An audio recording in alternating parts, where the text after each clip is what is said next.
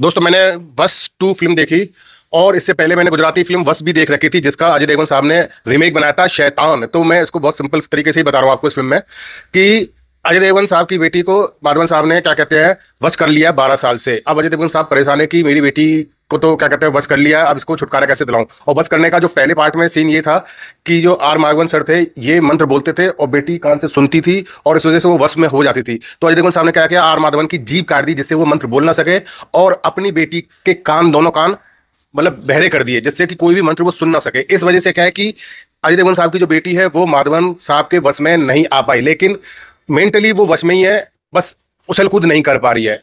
अब ये सेकंड जो पार्ट आया इसमें क्या कहते हैं, आर माधवन साहब का कोई चेला जिसको गुरु मंत्र सीखना है या जो भी विद्या वगैरह सीखनी है वशीकरण की, और वैसे नॉर्मल सीखेंगे तो बहुत सारे साल लग जाते हैं तपस्या वगैरह करने में। तो ये चाहता है जो आदमी इनका आर माधवन सर का रिलेटेबल है कि आर माधवन सर से मिलके वो मंत्र सीख लो।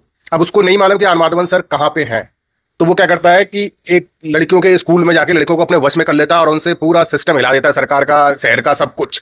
अब ये बात अजय देवगन साहब को पता लगती है तो वो उससे कहता है कि आर माधवन साहब मेरे पास है, बस तू ये वशीकरण रोक दे। और इस तरीके से कहानी ये आगे बढ़ती है। तो ये फिल्म क्या है कि इस साल की सबसे गजब फिल्म है। गजब का मतलब है कि पूरा एंटरटेनमेंट पॉइंट ऑफ व्यू से आप देखो तो इस फिल्म में जब इंटरवल हुआ तो तब घड़ी देखी तो मैंने कहा अरे इतना समय निकल भी गया।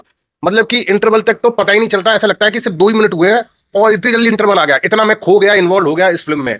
इंटरवल के बाद क्या है, बातें बातें हैं, लेकिन तब भी बातें इतनी इंटरेस्टिंग तरीके से आगे बढ़ती हैं कि उसमें भी एक टक निगाह मतलब स्क्रीन पर ही रहती है। और फिल्म का मतलब इस फिल्म की जो सबसे बेस्ट चीज है वो ये है कि लगभग 140 मिनट के आसपास की फिल्म है ये, और वो फिल्म बहुत छोटी लगती है। ऐसा लगता है कि अभी तो मूड बना था और फिल्म खत्म हो गई।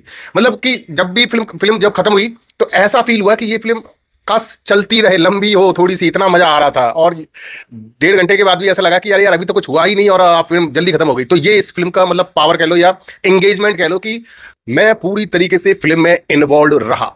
इंटरवल से पहले जो भी सीन इतने रियलिस्टिक है, इतने नॉर्मल है कि मतलब कि हॉरर पैदा होता है, मतलब कि तरस आता है लड़कियों पे भी। और तरस क्यों ना आए कि लड़की के अंदर जो है वो सब ये करवा रहा है और हम लड़की के शरीर को जो नुकसान पहुंचाएंगे तो हम अपना ही नुकसान पहुंचाएंगे। तो ये चीज देखने में अच्छी है। तो ओवरऑल मस्ट वॉच फिल्म है ये। इस फिल्म का तो मैं ये कहूंगा कि आप जरूर जरूर जरूर देखो, क्योंकि टाइम वाली पॉइंट ऑफ व्यू से कि आपका समय कब निकल जाएगा पता ही नहीं चलेगा। और आपको भी शायद ऐसा फील होगा कि फिल्म बहुत छोटी है, इतने इंटरेस्टिंग तरीके से चलती है कि 1.5 घंटे भी आपको लगता है कि अभी 1 या 2 मिनट ही हुए हैं।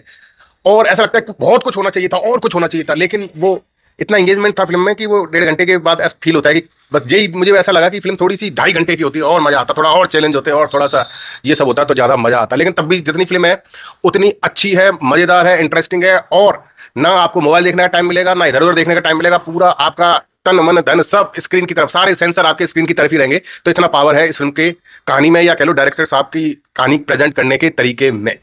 तो ओवरऑल मैं तो ये कहूंगा इस फिल्म को आप जरूर जरूर जरूर देखो। तो दोस्तों बस इतने क्या फिल्म के बारे में। जय हिंद, वंदे मातरम।